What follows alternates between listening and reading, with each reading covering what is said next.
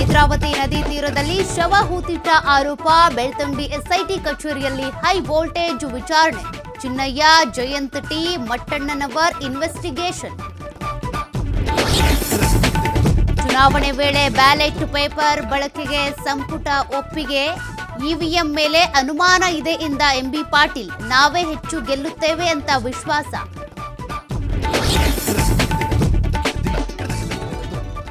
Plastic gun ತೋರಿಸಿ ಚಿನ್ನದ ಅಂಗಡಿ ರಾಬರಿ ಪ್ರಕರಣ.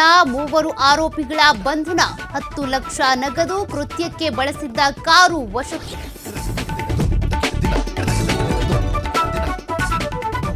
ಚಿಕ್ಕಮಗಳೂರಿನಲ್ಲಿ ಈದ್ ಮಿಲಾದ್ ಮೆರವಣಿಗೆ. ನಗರದಲ್ಲಿ ಪೊಲೀಸ್ ಹೈ ಅಲರ್ಟ್. ಪ್ರಮುಖ ರಸ್ತೆಗಳಲ್ಲಿ ಸಂಚಾರ, ಪಾರ್ಕಿಂಗ್ ನಿರ್ಬಂಧ.